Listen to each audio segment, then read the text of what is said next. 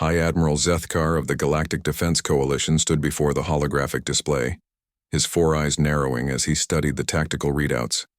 The Void Swarm had broken through the outer rim defenses again, their biomechanical ships, consuming entire star systems like a plague of metallic locusts. 3 months into the war, and the Coalition was losing badly. "The projections are grim, Admiral," his aide, Commander Veltrin, said with barely concealed despair. "At this rate, the swarm will reach the core worlds within a standard cycle." Zethkar's mandibles clicked in frustration. The Coalition's military might, built over millennia of careful expansion and technological advancement, was proving inadequate against an enemy that seemed to learn and adapt from every encounter. They needed something different, something unexpected. "What of the newest member species?" he asked, though he already knew the answer would disappoint him. "The humans, sir?" Veltrin's voice carried the typical dismissive tone most Coalition species used when discussing Earth's inhabitants. "Their technology is primitive by our standards. Their ships are barely faster than light, their weapons crude projectile-based systems. They've only just achieved basic space travel. But they asked to contribute to the war effort." "Yes, sir." "They offered soldiers." The word dripped with disdain. "As if infantry could make a difference in void-based warfare." Zethkar stared at the casualty reports scrolling across his screen. 3 billion Coalition citizens dead in the last month alone. What did they have to lose? Accept their offer, he decided, request their best military units. 3 weeks later, Earth's response arrived at Nexus Prime in a convoy of antiquated transport vessels that looked like flying scrap metal compared to Coalition ships. Zethkar watched through the observation deck as the humans disembarked. Bipedal. Creatures in simple uniforms carrying equipment that his sensors barely registered as weapons. The human commander, a weathered female with graying hair and scars across her face, approached him with confident strides. "Admiral Zethkar, Colonel Sarah Chen, Earth Expeditionary Force. We brought what you asked for." "How many soldiers?" Zethkar asked, trying to hide his skepticism. 250. The Admiral's translator must have malfunctioned. 250,000? 250, Chen repeated calmly. "But they're not just soldiers, Admiral. They're legends." Before Zethkar could ask what she meant, alarms began blaring throughout the station. "Void Swarm forces detected," the ship's AI announced. "Massive fleet approaching. Estimated arrival, 4 standard hours." The Admiral turned to his tactical officers already preparing evacuation protocols. The Coalition's Third Fleet was still 3 days away. By all strategic calculations, Nexus Prime was doomed. "Admiral," Colonel Chen said quietly, "give us a ship." "A ship? Your infantry. What could you possibly trust me?" Something in the human's voice, a quiet certainty that defied logic, made Zethkar hesitate.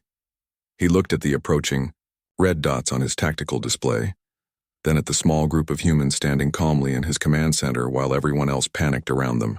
"Hangar Bay 7 has a retired Coalition cruiser, the Star's Edge. It's been decommissioned, but we'll make it work," Chen interrupted. "Thank you, Admiral." 2 hours later, Zethkar watched in amazement as the ancient cruiser powered up, its engines glowing with an intensity that shouldn't have been possible. Somehow the humans had not only activated the ship but improved it. Energy readings showed modifications that violated several laws of physics. "How did they?" Veltrin began. "I'm beginning to understand," Zethkar murmured, "why they called them legends." The Void Swarm arrived like a living nightmare. Thousands of organic ships that pulsed with malevolent intelligence, their hulls shifting and adapting even as the Coalition forces engaged them. Within minutes, the station's automated defenses were overwhelmed.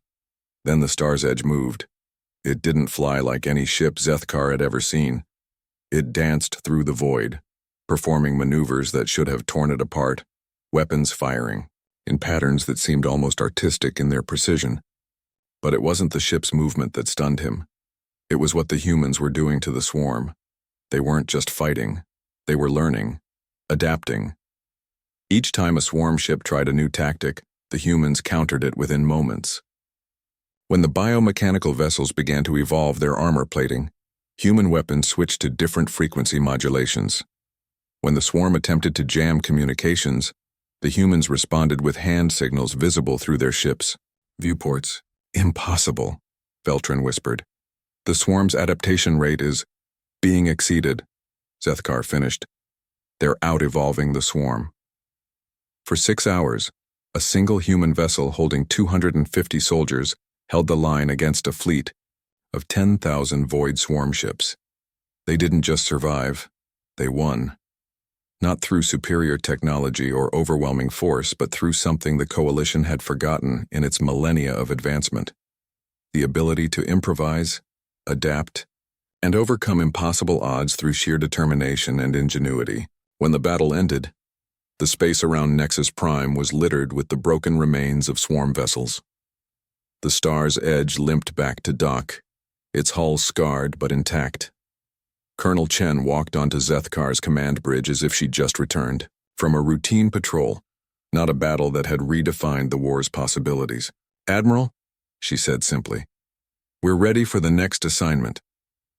Zethkar studied the human commander with new respect. "Colonel, I must ask, what made the difference out there?" Chen smiled, and for the first time, Zethkar saw something that chilled and thrilled him simultaneously. The look of a species that had spent its entire existence fighting impossible battles and winning. "You asked Earth for soldiers, Admiral," she said, "but every human who volunteered for this mission is already a legend back home. We don't send our best to war. We send our best to become something more." Sergeant Rodriguez over there held a bridge for 3 days against a full regiment. Corporal Kim walked away from a nuclear blast zone to save her squad.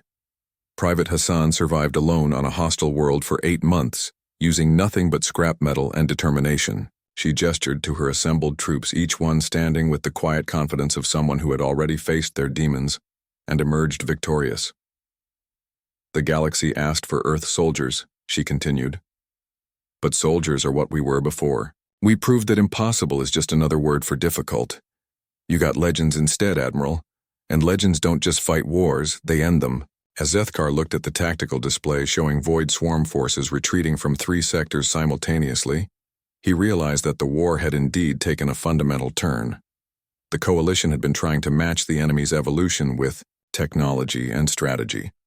The humans had simply out-legended them.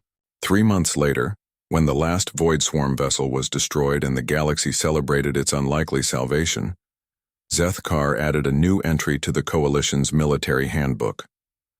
When facing impossible odds, call for human soldiers. When facing extinction, call for human legends. When you need a miracle, call for humans and then get out of their way. Earth had asked for nothing in return except the chance to prove that humanity's greatest export wasn't technology or resources. It was the unshakable belief that there was no such thing as a hopeless situation, only situations that hadn't met the right human yet.